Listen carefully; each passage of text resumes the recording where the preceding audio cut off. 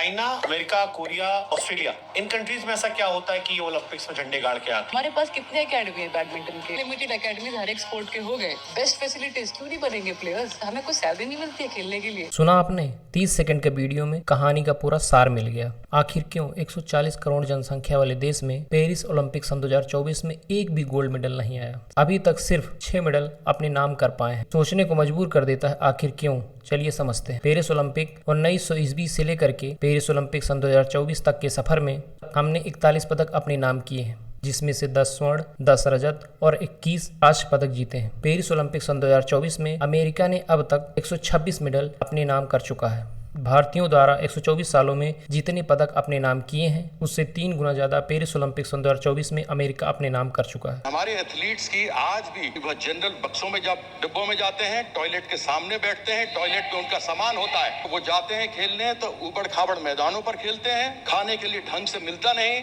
Dormitory में रहते हैं, टॉयलेट के सामने खाना बनता है। ना ही हमारे गाँव में, ना ही हमारे ग्राम पंचायतों में, ना ही हमारे ब्लॉकों और तहसीलों में ग्राउंड देखने को मिलता है। यदि एक आध है भी तो उसका हालत एकदम खस्ता होता है। न ही ट्रेनर की सुविधा होती है। गाँव के बच्चों के लिए खेल कूद में अपना भविष्य बनाना तो दूर सोचना भी दूभर होता है। उम्मीद की किरण तब जागी जब उत्तर प्रदेश सरकार हर गांव मैदान बनाने के लिए 100 करोड़ रुपए के बजट प्रस्तावित कर चुकी है। 100 करोड़ रुपए जनपद स्तर पर मिनी स्टेडियम बनाने के लिए प्रदेश सरकार ने पास किया। विकास खंड में एक मिनी स्टेडियम हो, जिला मुख्यालय में स्टेडियम हो, हर गाँव में खेल का मैदान हो, ओपन जिम का निर्माण हो, जो एक अच्छा पहल है। अधिकतर खेल नीतियों का विजन और उद्देश्य सिर्फ फाइलों की धूल चाटते हैं। नीतियां जमीन पर शायद ही दिखाई देती हैं। खेल कूद राज्य सूची का विषय है। उत्तर प्रदेश खेल नीति सन 2023 के तहत ग्रामीण क्षेत्रों में अधिक विद्यार्थियों वाले विद्यालयों में प्रशिक्षकों और शारीरिक शिक्षक की नियुक्ति का प्रावधान है तथा विभिन्न आयु समूहों के लिए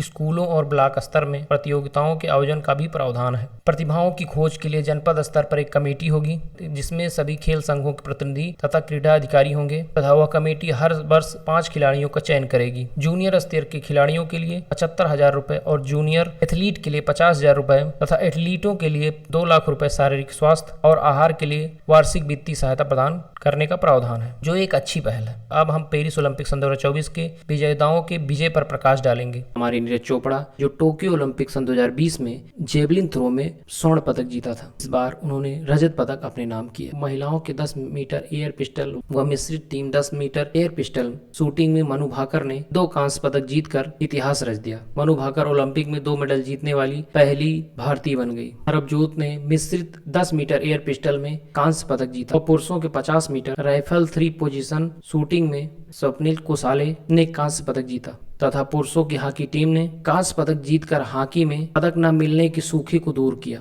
तथा हमारे अमन सोहरावत पुरुष फ्री स्टाइल 57 की गिरा कुश्ती में कांस्य पदक अपने नाम किया। हमारे इन खिलाड़ियों के प्रतिभाशाली प्रदर्शन के कारण युवाओं में खेल जगत के प्रति रुचि में चिंगारी का काम कर दिया है। एक और पदक हमारे नाम हो सकता था, लेकिन विनेश फोगाट का सिर्फ 100 ग्राम वजन बढ़ जाने के कारण और एक पदक भारत देश के नाम ना हो सका। Vinesh Phogat Paris Olympic wrestling के 50 की गिरा फ्री स्टाइल इवेंट में उतरी थी और 3 मैच लगातार जीत करके फाइनल में पहुंच गई, लेकिन इनको डिस्क्वालीफाई कर दिया गया। विनेश फोगाट की तरफ से उनके वकील ने कहा कि 100 ग्राम की अधिकता बेहद नगण्य है। गर्मी के मौसम के दौरान मानव शरीर में सूजन के कारण वजन आसानी से बढ़ सकता है। लगातार एक दिन में 3 प्रतिस्पर्धा के कारण मांसपेशियों में वृद्धि हो जाती है, जिस कारण से ही वजन बढ़ सकता है। इंडियन ओलंपिक एसोसिएशन के अध्यक्ष पी ऊषा ने कहा कि वजन का मैनेजमेंट करना खिलाड़ियों व कोच की जिम्मेदारी है, खासकर कुश्ती, वेटलिफ्टिंग, बॉक्सिंग और जूडो जैसे खेलों में। इसमें एथलीटों के वजन मैनेजमेंट की जिम्मेदारी प्रत्येक एथलीट और उनके कोच की होती है, ना कि इंडियन ओलंपिक एसोसिएशन द्वारा नियुक्त चीफ मेडिकल ऑफिसर डॉक्टर दिनसा आरदीवाला व उनकी टीम की।